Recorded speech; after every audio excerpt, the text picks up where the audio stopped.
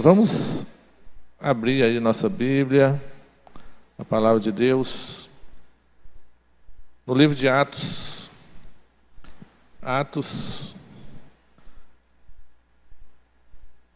capítulo 10.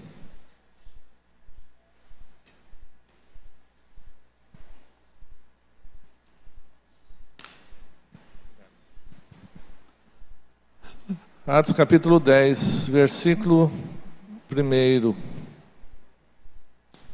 até o versículo 6.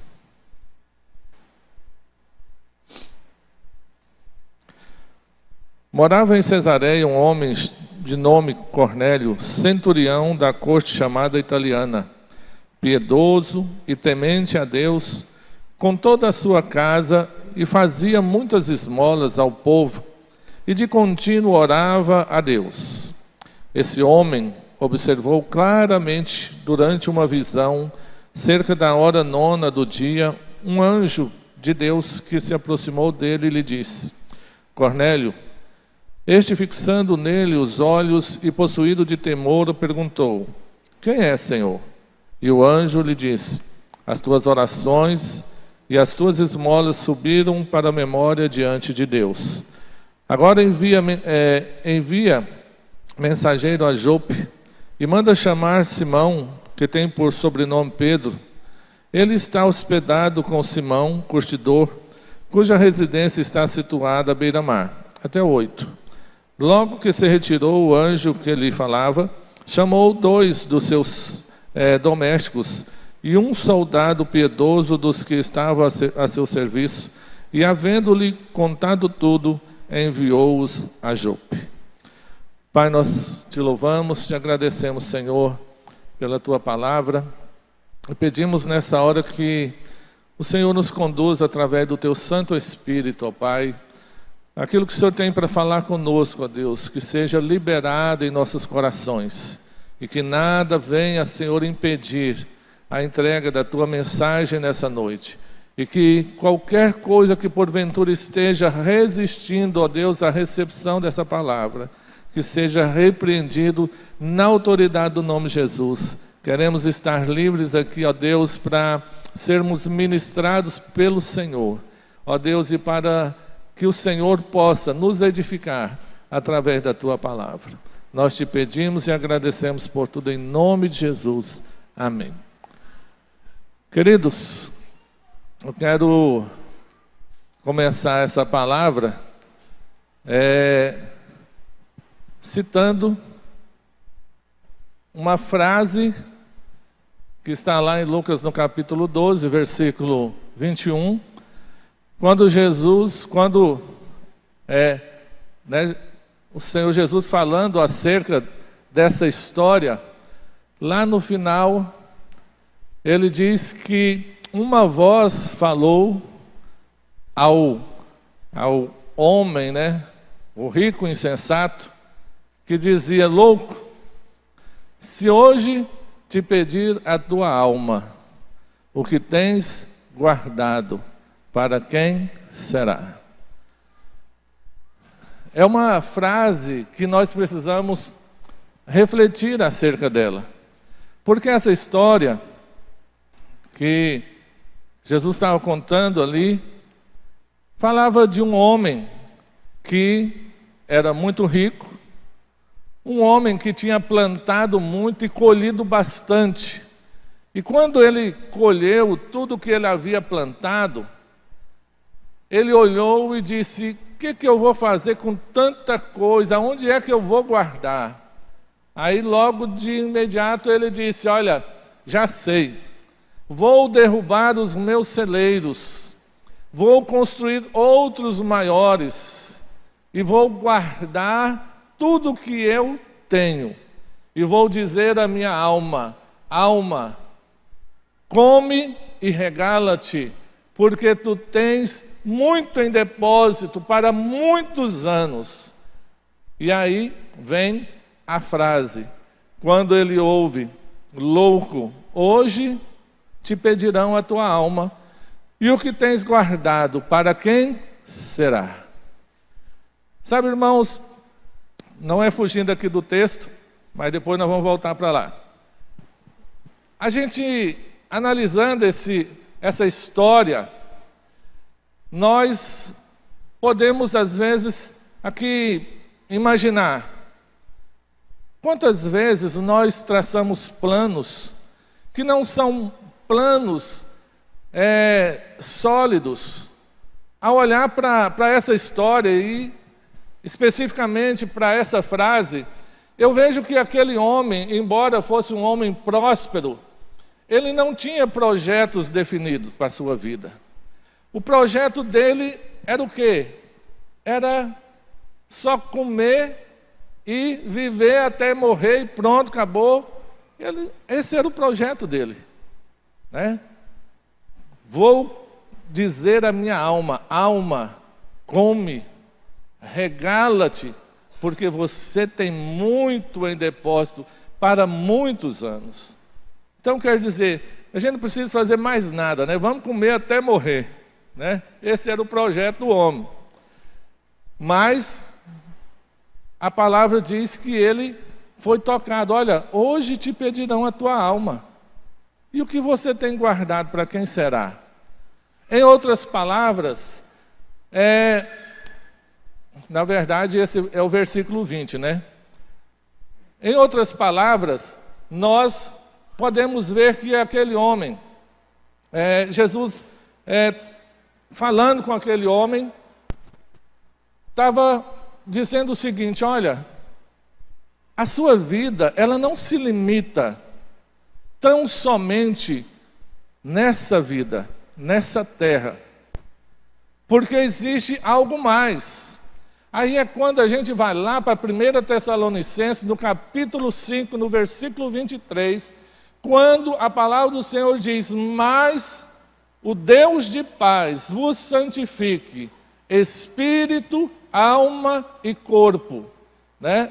E que eles sejam encontrados íntegros, irrepreensíveis para a vinda do Senhor Jesus. Então, ali, para aquele homem, o rico insensato, Jesus estava querendo dizer para ele o seguinte: olha, você está equivocado.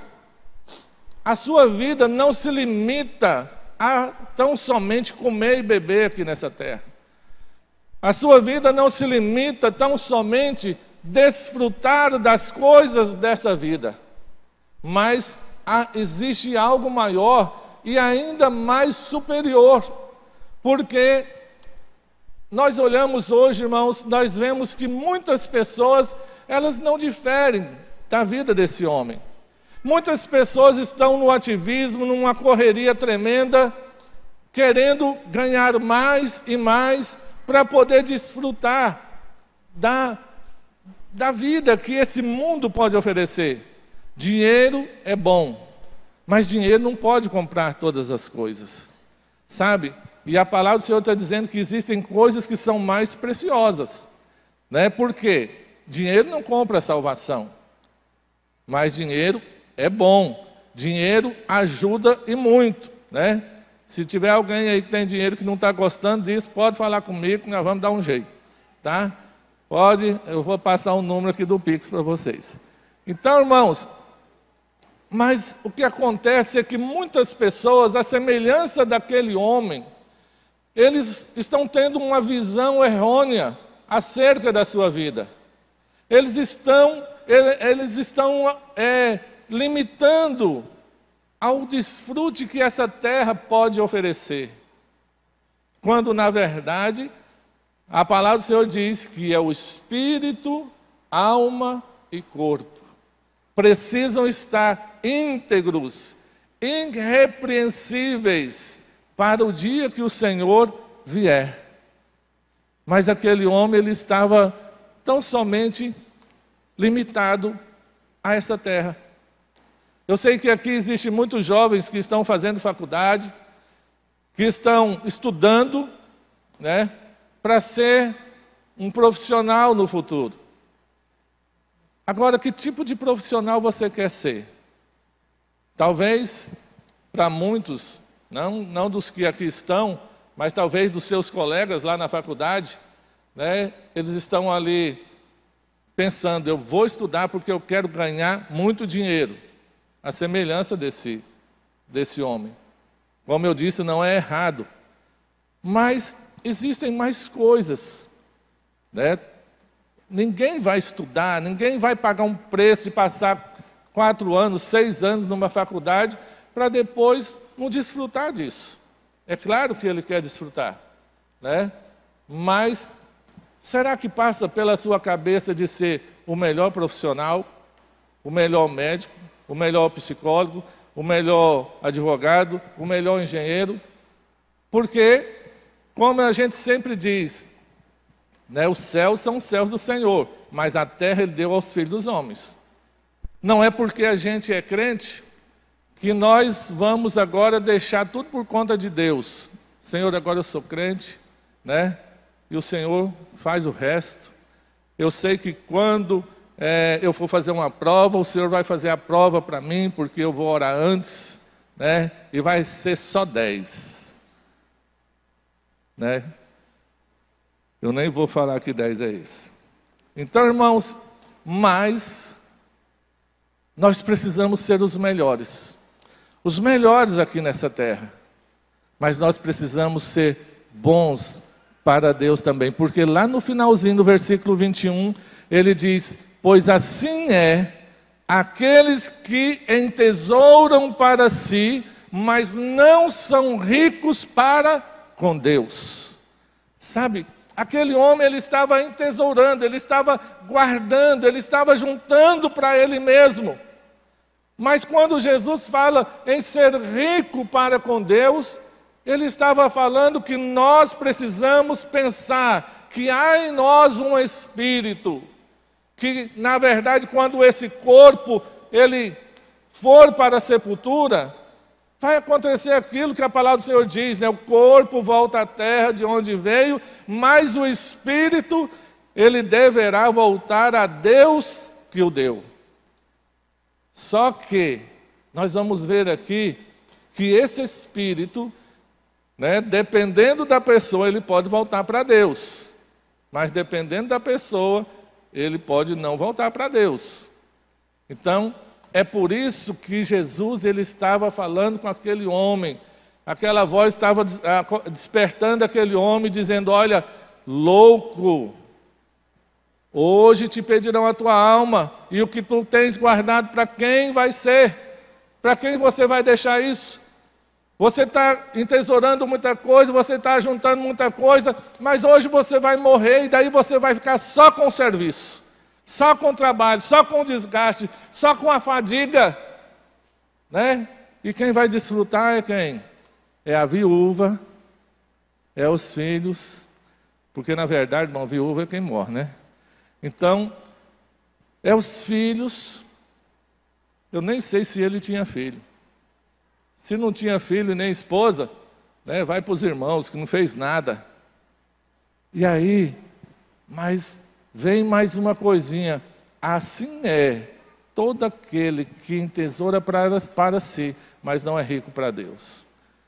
Então, quer dizer, eu posso ser rico aqui nessa terra, eu posso. Mas eu também tenho que ser rico para com Deus. O que é ser rico para com Deus? É a gente ter a presença de Deus na nossa vida, é a gente ser conduzido por Deus, é a gente conhecer Deus, é a gente ter intimidade com Deus, é a gente descobrir a vontade de Deus para a nossa vida.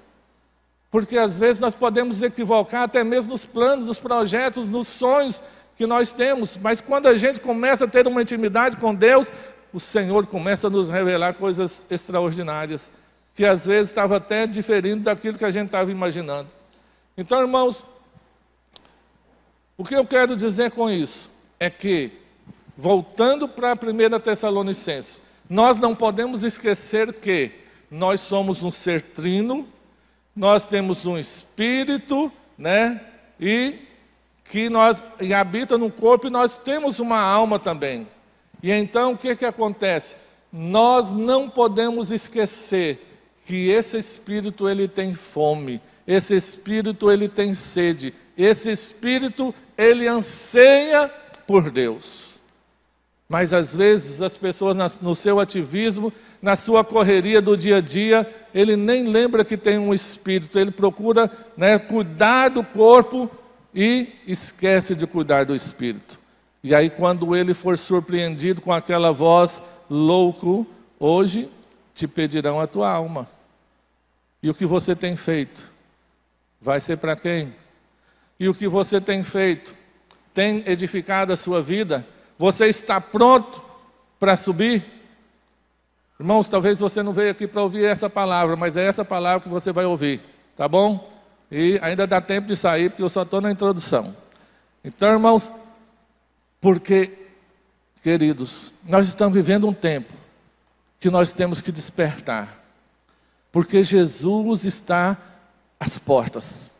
E Jesus precisa voltar logo. Ele precisa voltar rápido. Porque, irmãos, quanto mais Jesus demorar a voltar, vai haver mais mães chorando a perda dos seus filhos. Quanto mais Jesus demorar a voltar, nós vamos ver mais famílias sendo destruídas pelas drogas. Quanto mais Jesus demorar a voltar, mais nós vamos sofrer o caos dessa terra.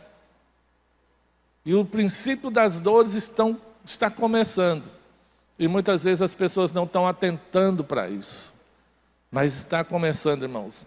É só o começo. Tá? E então, você tem cuidado do seu espírito? Pastor, eu tenho vindo no culto aos domingos. Não perco um domingo. Não é suficiente. Não é suficiente. Você vem num culto, né, domingo, um culto que às vezes dura 1h30, 2 horas. Se passar 2h01, você já está agoniado para ir embora, porque você tem um filme para assistir, porque você tem que ir lanchar, porque você quer ir embora dormir, porque você vai ter mais uma semana de agitação. São 7 dias, pode-se dizer, de agitação, de correria, de ativismo e 2 horas de culto. Durante esses 7 dias, quantas vezes você pega na Bíblia para ler? Quantas vezes você ora? Quantas vezes você busca a presença do Senhor? Porque o vosso espírito, alma e corpo. Tem que cuidar do corpo, é essencial, porque ele é templo do Espírito Santo. Tem que cuidar da alma? Tem, porque as nossas emoções abaladas, irmãos, nós não conseguimos fazer nada. Tem que cuidar do espírito? Tem, porque é esse espírito que vai ter um encontro com o Senhor, né? E nós vamos santificar o nosso espírito, nós vamos renovar a nossa alma e nós vamos cuidar do nosso corpo. Então, voltando lá, aqui para Atos, né? Eu estava lendo Atos hoje, aí eu me deparei aqui com esse texto, quando a palavra do Senhor diz que morava em Cesareia um homem de nome Cornélio, centurião da corte chamada italiana, piedoso e temente a Deus com toda a sua casa, e fazia muitas esmolas ao povo, e de contínuo orava a Deus. Outra tradução diz que ele dava generosas esmolas. Não era uma esmola qualquer, né? E aí, aqui nós podemos ver que a palavra do Senhor diz que ele era um homem piedoso, ele era um homem temente a Deus. Sabe, é interessante como que nós podemos ver pessoas que não têm aliança com Jesus, né? Quando eu falo não tem aliança com Jesus, são aquelas pessoas que ainda não confessaram a Jesus Cristo como seu único e suficiente Salvador, mas são pessoas que são tementes, porque elas sabem que esse Deus é um Deus soberano, é um Deus que criou todas as coisas, é um Deus que governa, né, todas as coisas, e elas são tementes. E aqui é o caso de Cornélio, um homem, um centurião, um homem importante. E a palavra diz que ele era piedoso, temente a Deus, dava suas esmolas, né, constantemente, e orava e falava com Deus. Talvez Se nós olhássemos para aquele homem, a gente dizia, esse homem, ele não falta mais nada. Ele já tem o seu nome escrito no livro da vida. Só que, ao olhar para o texto, nós vemos que, certo dia, mais ou menos 3 horas da tarde, ele teve uma visão. E ele viu um anjo, e aquele anjo disse para Cornélio, Cornélio, manda algum dos seus servos ir até Jope, chamar Simão, que tem, por sobrenome ali, Pedro. Ele está ali. E manda buscar, porque ele tem algumas coisas que você precisa ouvir. E aí, Cornélio imediatamente chamou os seus servos. E contou a história e disse, olha, vocês vão lá na casa desse homem. O endereço é esse, o anjo me passou o endereço. Vai lá. E fala que é para ele vir aqui, porque eu preciso ouvir algumas coisas que o anjo disse que eu preciso ouvir. E aí, aqueles homens foram. Cerca de 60 quilômetros. Não sei se foram a pé, se foram a cavalo. Mas eles foram. E nesse inteirinho, no outro dia, Pedro estava ali, orando, quase na hora do almoço, que a Bíblia fala aqui que ele estava, já quase na hora do almoço, e ele de repente tem uma visão de um lençol amarrado pelas 4 pontas, e ali naquele lençol, muitos animais de todos os tipos, que para o judeu ali, aqueles animais seriam animais impuros, mas de repente, uma voz também diz para Pedro, olha Pedro, mata e come. E Pedro então diz, Senhor, jamais. Ele estava achando que era um teste, era uma pegadinha, mas não era, irmão, não era uma pegadinha. Senhor, jamais, porque nunca entrou na minha boca algo, impuro. E mais uma vez a voz diz, mata e come. E a voz disse, não considera impuro aquilo que Deus purificou.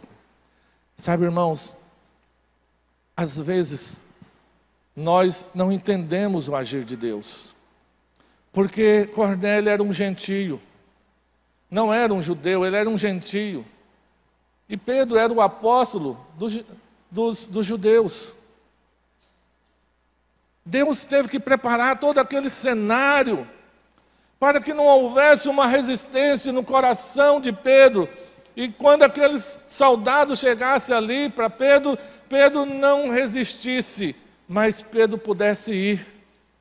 Então, quando aqueles homens chegaram e disseram, olha, nosso Senhor, ele disse para vir aqui chamá-lo porque ele teve uma visão assim, e ele disse que o anjo mandou vir aqui buscar você para falar alguma coisa para ele lá. E aí ele entendeu a visão. Sabe, Deus ama todos. Deus não faz acepção de pessoas. E Pedro entendeu. E Deus falou para ele, prepara e vai com eles. E ali eles foram. Chegaram ali quase uns 4 dias depois, irmão, daquela visão. E Pedro então anunciou o Evangelho para Cornélio. E ali aquele homem pôde reconhecer Jesus como Senhor e Salvador da sua vida. E diz que quando eles estavam ali, o Espírito Santo foi derramado sobre toda aquela casa, sobre todos aqueles que estavam ali dentro daquela casa, porque Cornélio ele reuniu todo mundo para ouvir aquilo que Pedro tinha para dizer. Sabe, e aí é onde, às vezes, o que eu estava dizendo, talvez as pessoas olhavam para Cornélio e já diziam, não, esse homem não falta mais nada. Ele já é um crente, ele já é um convertido, ele já é salvo. Sabe, irmãos, ser piedoso é uma qualidade boa. Fazer coisas boas também é uma qualidade muito boa. O que é ser uma pessoa piedosa? Ser uma pessoa piedosa é você se apiedar, é você se condoer da necessidade, da dificuldade, dos problemas, das situações difíceis que os outros estão passando.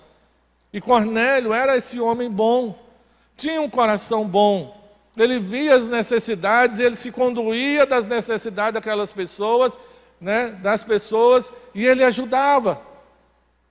Ele era piedoso, ele era temente, mas faltava uma coisa. Uma coisa que muitas vezes as pessoas não dão valor, porque quando a gente, às vezes, anuncia o Evangelho, a mensagem da salvação, muitas pessoas dizem, eu já tenho Deus, Para muitas pessoas elas já têm, mas falta alguma coisa, que no caso de Cornélio faltava o que? Ele confessar. Porque aquele que confessar, lá em Romanos capítulo 10, versículo 9 e 10, se com a tua boca confessares ao Senhor Jesus, e em teu coração creres que Deus o ressuscitou dentre os mortos, será salvo. Porque com a boca se confessa acerca da justiça, e no coração se crê para a salvação. Sabe, Cornélio, Deus olhou para Cornélio e falou, esse homem, ele tem que ser salvo. Esse homem não pode morrer desse jeito, porque se ele morrer sem confessar, a Jesus, fazendo aqui um paralelo, ele não vai para o céu. Ele precisa confessar, o coração é bom, só falta isso. Mas ele fazia tantas coisas boas, pastor. Mas lá, em Efésios capítulo 8, versículo 8 ao 10, diz, porque pela graça sois salvos por meio da fé. E isso não vem de vós, é dom de Deus. Não vem das obras, para que ninguém se glorie. Porque nós somos feituras suas, criadas em Cristo Jesus, para as boas obras.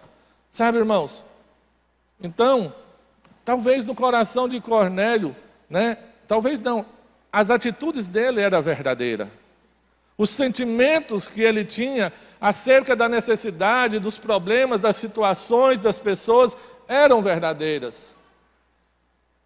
E ali ele fazia, talvez com o entendimento de que ele fazendo assim, ele estaria o quê? Salvo. Como hoje ainda muitas pessoas acreditam que fazendo caridade, fazendo coisas boas, ajudando o próximo, distribuindo cestas básicas, eles vão ser salvos. Não. A Bíblia está dizendo, não vem das obras, para que ninguém se glorie. Nós não podemos nos gloriar daquilo que nós fazemos para o outro. Sabe? Se nós fazemos é porque Deus ele tem nos abençoado. E a Bíblia diz que a melhor coisa é dar do que receber.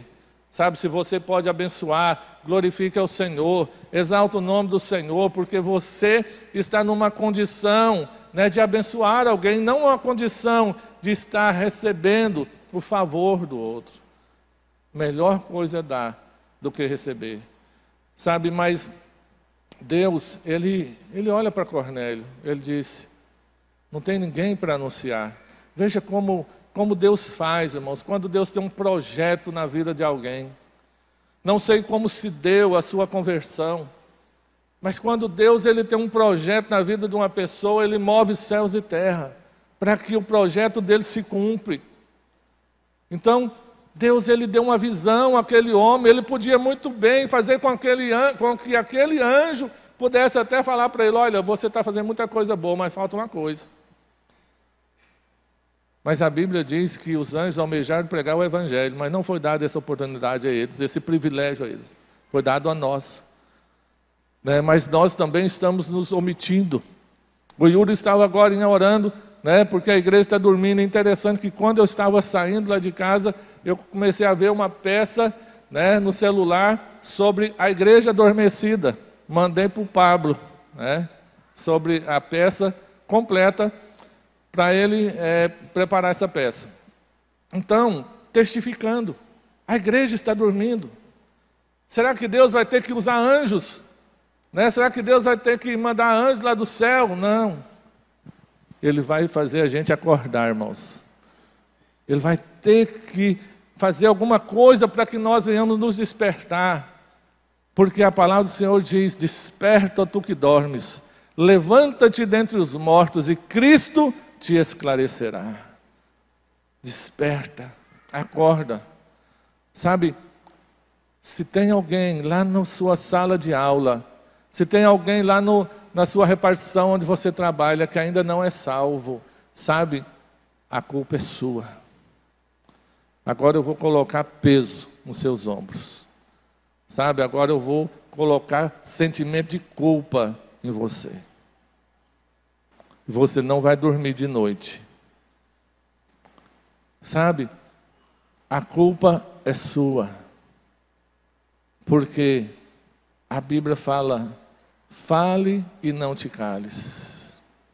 Fale, pregue, a tempo e fora de tempo.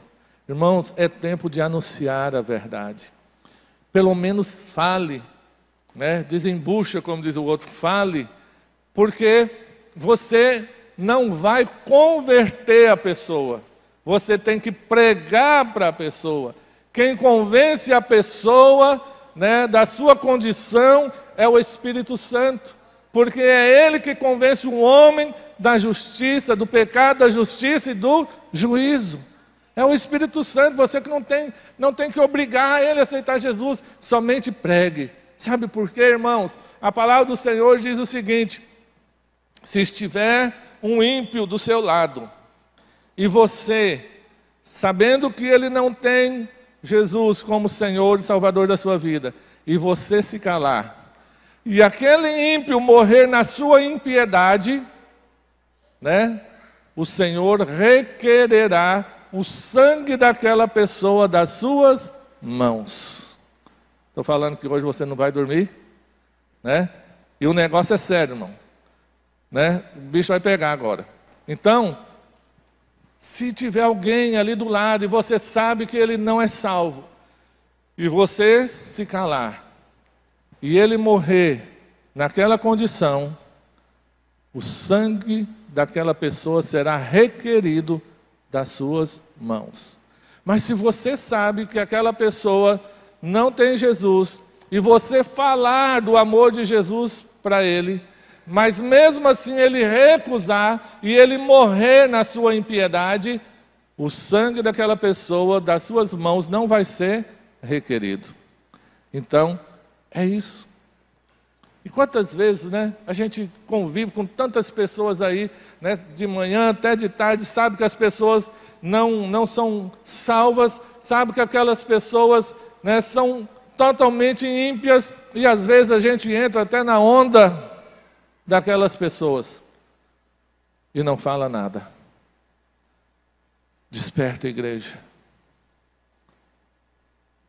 Coloca para mim aí Isaías 61. Isaías 61, só para mim tirar uma dúvida aqui. Então, desperta. Dispõe-te e resplandece, porque vem a tua luz e a glória do Senhor vai nascendo sobre ti. Versículo 2. Porque eis que as trevas cobrem a terra e a escuridão os povos, mas sobre ti aparece resplandecente o Senhor e a sua glória se vê sobre ti. Veja, irmãos, o que esse texto está dizendo? Desperta, né? Resplandece, porque já vem a tua luz e a glória do Senhor vai nascendo sobre ti. Porque as trevas cobrem a terra. Mas se nós somos luz, nós somos então o quê? Nós somos um farol. As pessoas que estão nas trevas, elas precisam de luz. A sua luz tem que brilhar nesse mundo. Se você não está atraindo pessoas para Jesus, a sua luz está apagada. Sabe? Se você não está atraindo vidas para o Senhor, a sua luz é só a luz de uma vela, de uma lamparinazinha, que some na escuridão. mas dispõe-te, porque já vem a tua luz, e a glória do Senhor vai nascendo sobre ti. Nós não podemos conformar, só porque as pessoas às vezes são boas, são piedosas, fazem coisas boas. Isso faz parte do caráter, né, de um bom cidadão. Boas atitudes. Mas e ele? Já tem uma aliança com Jesus? Você já tem uma aliança com Jesus? Deus olhando para Nicodemos, ele viu, não bastava ser bom, não bastava fazer boas obras, não bastava apenas fazer oração. Eu vou dizer uma coisa aqui, irmãos, talvez eu vou até escandalizar, mas é a Bíblia que diz. A Bíblia diz que a oração do ímpio é abominação ao Senhor. É a Bíblia que diz. A oração do ímpio é abominação. Mas Deus, pela sua misericórdia, né, pelo seu amor, a Bíblia diz que Deus amou o mundo de tal maneira. A Bíblia diz que Deus olhou dos céus, não viu nenhum justo, nenhum sequer. Todos estavam extraviados, estavam perdidos. Mas Ele amou o mundo de tal maneira.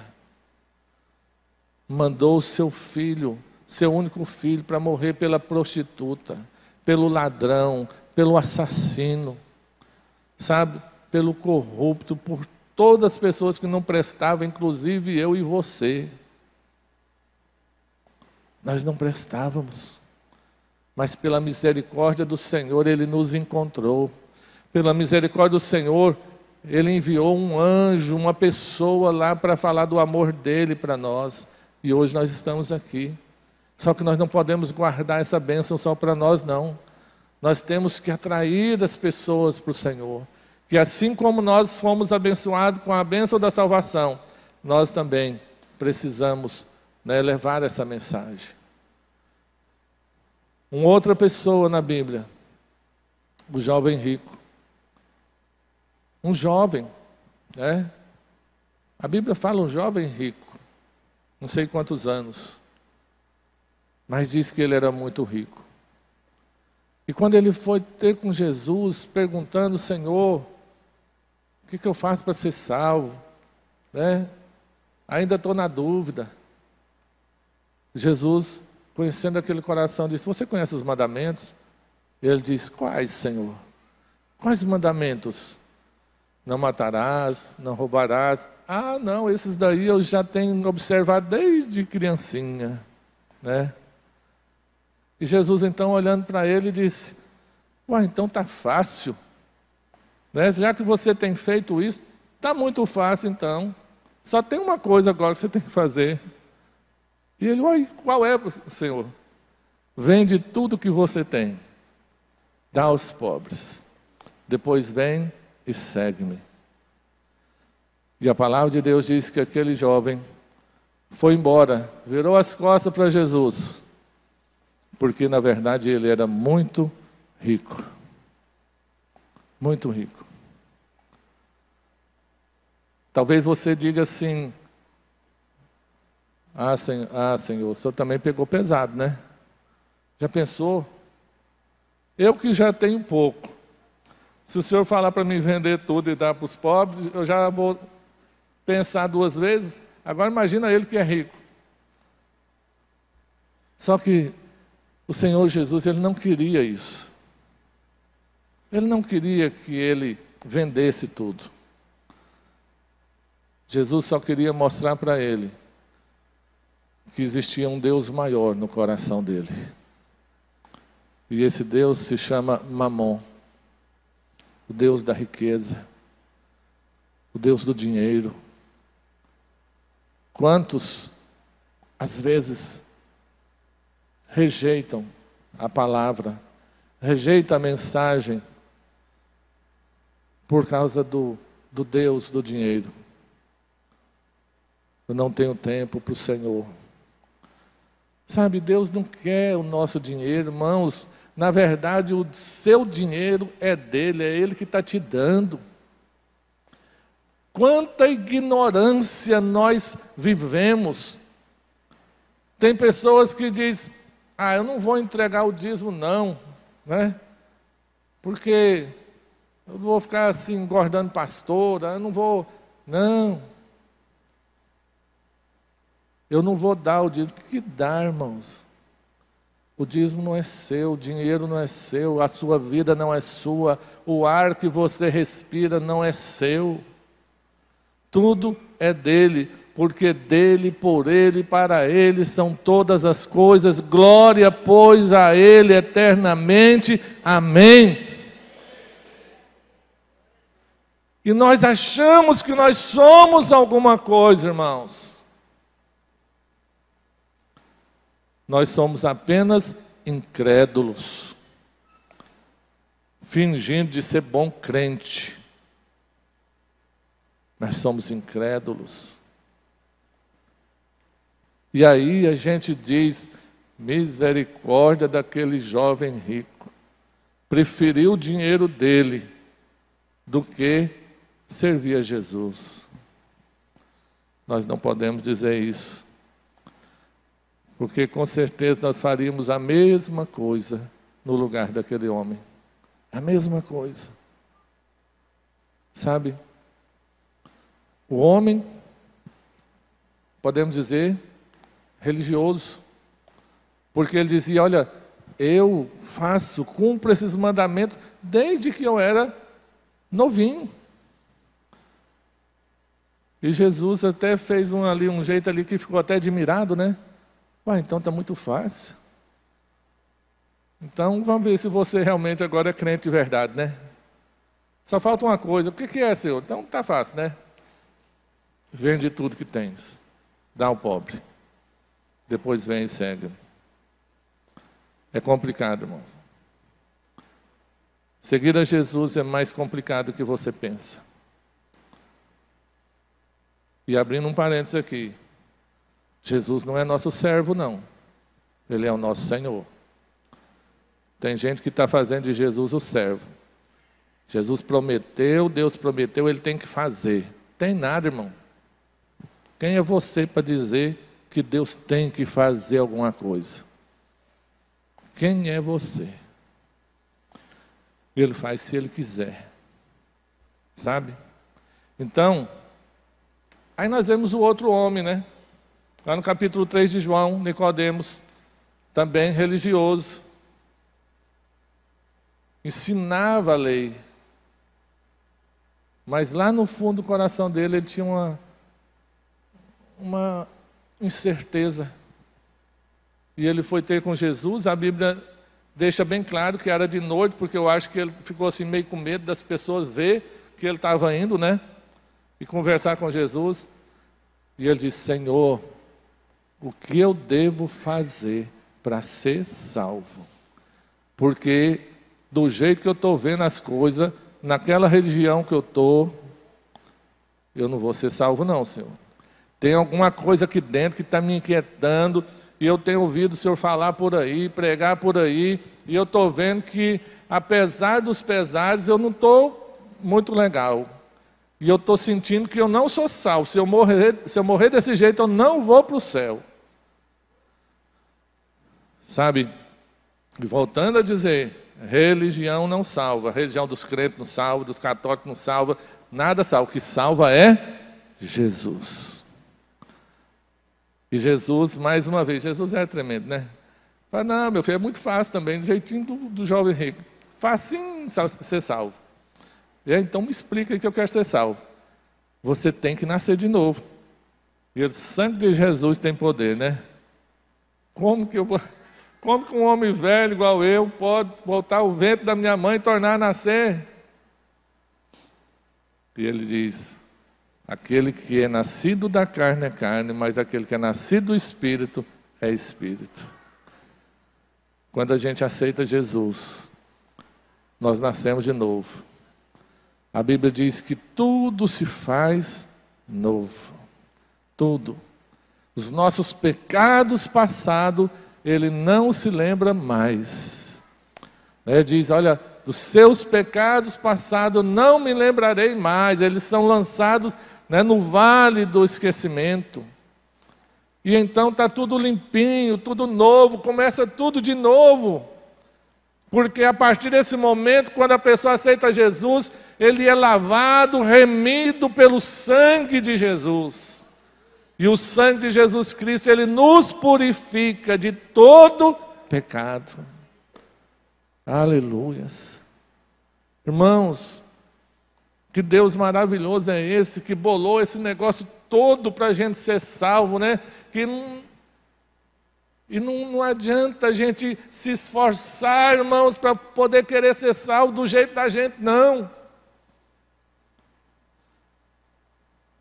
A gente vai lá para Gênesis, né? Quando o homem percebe que ele pecou e ele estava nu, o que eles fizeram? Eles pegaram folhas e fizeram vestes. E aí, quando Deus veio e viu que aquele homem, aquela mulher tinha aprontado e feito roupas de folhas para eles, o que Deus fez? Deus foi lá, pegou um animal, matou aquele animal, tirou a pele e fez vestes para eles. O que isso significa, irmãos? Que as nossas obras de justiça não podem nos justificar diante de Deus. Isaías 64:6 diz que as nossas obras de justiça são como trapo de imundície diante do Senhor. Quando nós fazemos alguma coisa com as nossas mãos para nos justificar. Senhor, irmãos, o maior absurdo, irmãos, é você querer chegar diante de Deus e falar: Senhor, eu fiz isso aqui. Não faz isso não, irmãos. Você está rebaixando o sacrifício de Jesus, você está diminuindo Deus. A Bíblia diz que sem derramamento de sangue não há remissão de pecados. Um animal inocente teve que morrer, tipificando Jesus. Um animal inocente teve que dar a sua vida para cobrir o pecado daquele casal. Um animal teve que derramar o seu sangue.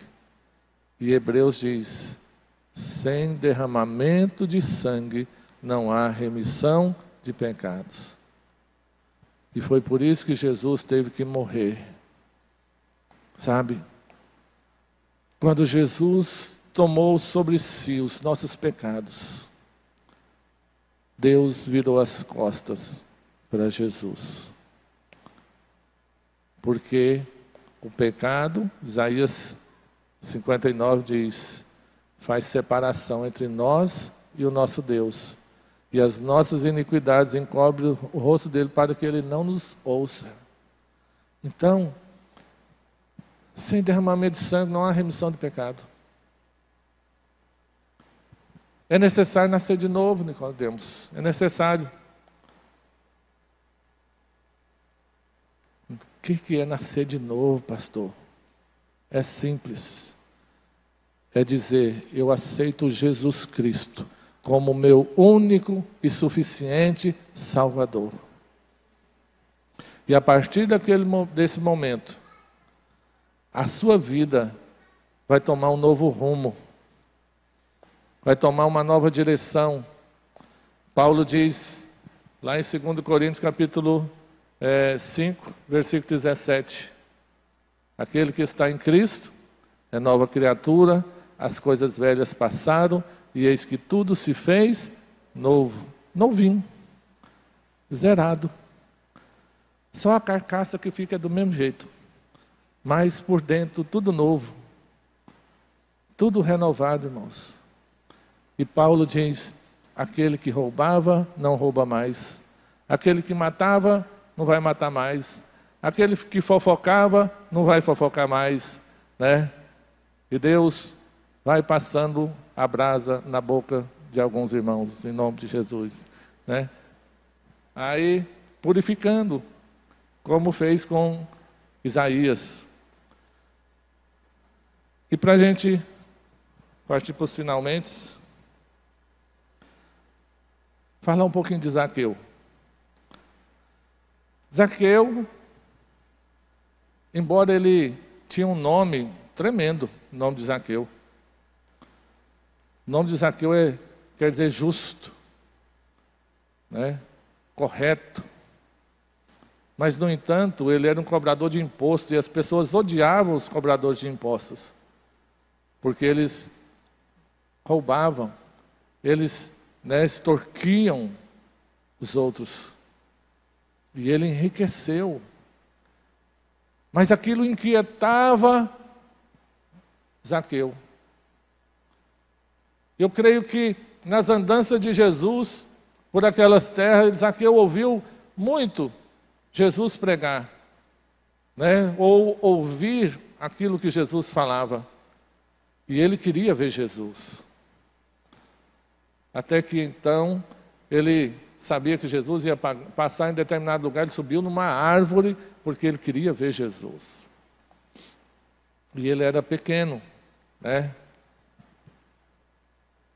E aí o que acontece? Ele subiu naquela árvore. E Jesus passando por ali, Jesus parou. E olhou para cima e disse, Zaqueu, desce depressa, porque hoje me convém posar na sua casa.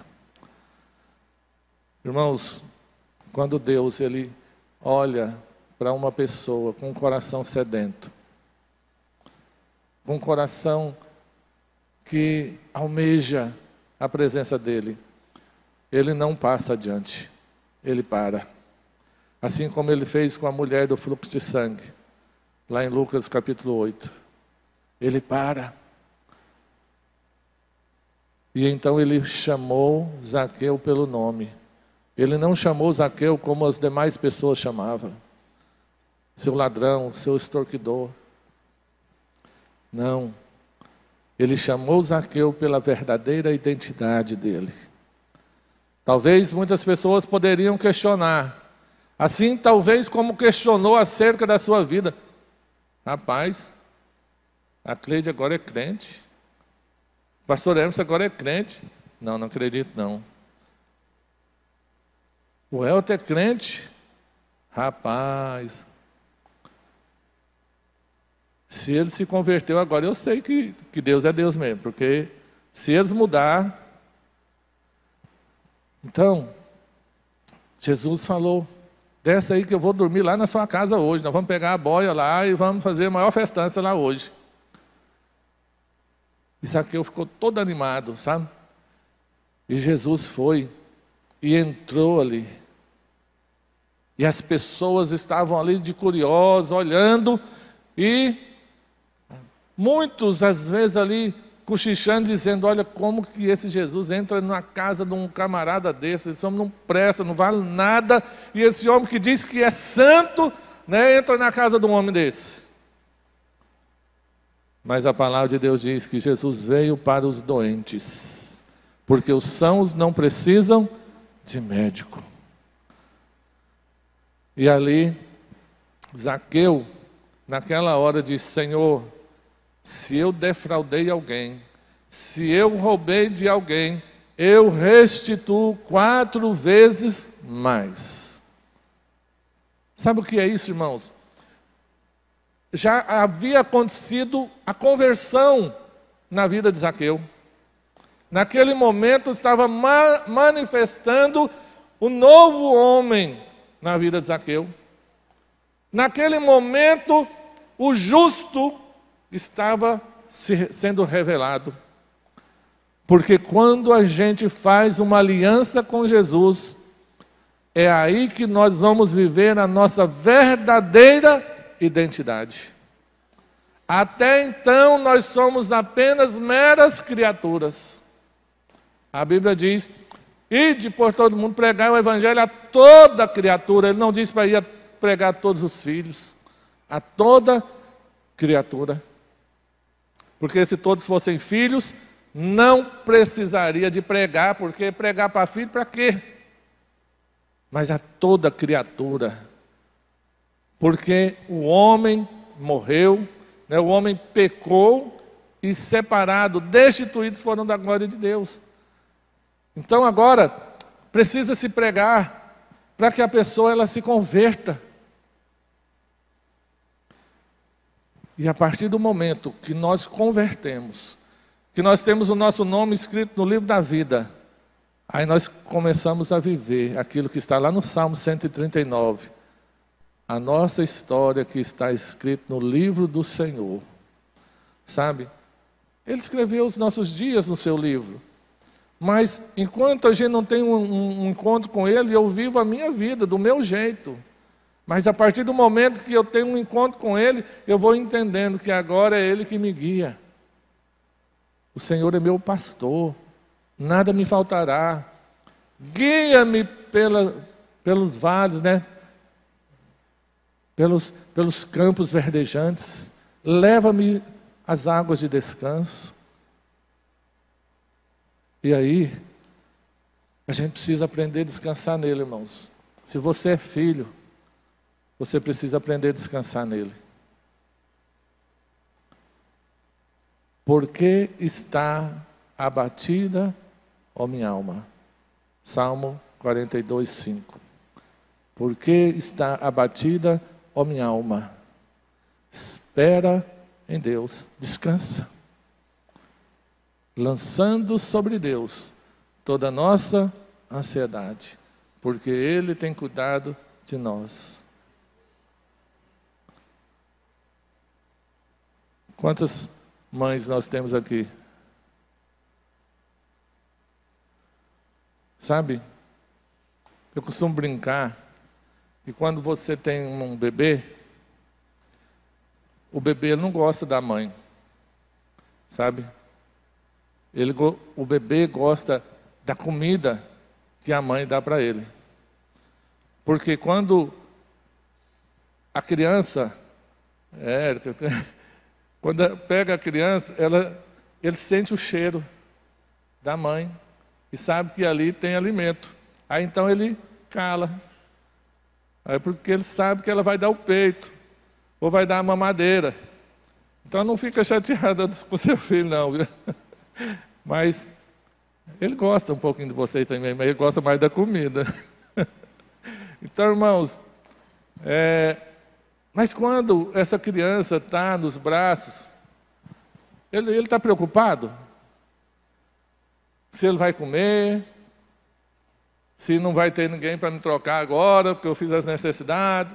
Não está preocupado não. Porque ele sabe que tudo vai ser cuidado, na hora certa tudo vai acontecer, né? E assim somos nós. Tem até um hino da época do Sérgio, da Paula, aí, que fala assim: descansando nos eternos braços do meu Deus, vou seguro, descansando no poder de Deus. Então, descansando, irmão, né? Tem gente que acha que a gente é doido. Nós somos doidos mesmo, não tem nada não. A Bíblia diz que a mensagem da cruz é loucura para aqueles que se perdem. Mas para nós que somos salvos é o quê? Poder de Deus.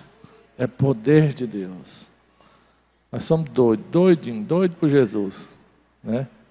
Então, nós temos que descansar nele. A Sueli estava no hospital lá, quase morrendo, com pré-eclâmpsia das gêmeas. E nessa época a gente estava numa pindaíba doida, né, lá em Goiás. A gente fala pindaíba, né? Quando o trem está feio financeiramente. E a gente estava morando com a minha mãe. Morar com sogra é custoso, não. Misericórdia. Pode ser a mãe da gente. Né, Gleison? A sua sogra é gente boa, menina. Então, aí eu pegava o violão, eu ia tocar. E mesmo a minha mãe, assim, sendo evangélica, eu tocava, ficava cantando lá, né? E a Sueli no hospital com pré-eclâmpsia. Aí um dia ela falou assim: Corifeu, se os seus irmãos verem você nessa tranquilidade toda e cantando, eles vão falar que você é irresponsável. Porque até um dia minha irmã veio conversar comigo porque ela pensava que eu não tinha noção da gravidade. Mas eu tinha. Mas eu também confiava, por quê? Porque mesmo antes dela estar grávida, uns 30 dias antes da gente descobrir que ela estava grávida, uma pessoa orou por nós e ela perguntou: escuta, vocês têm filhos? Eu falei: não. Ela falou: pois é, Deus está me mostrando 2 crianças. E uma delas é olhar para ela e ver sua cara. Não é? Não tem nenhuma parecida comigo, né? Quem que parece mais comigo? Aí, a Sara é a cara da mãe. Né? Então, aí eu tomei posse da palavra. Então eu sabia que ia dar certo.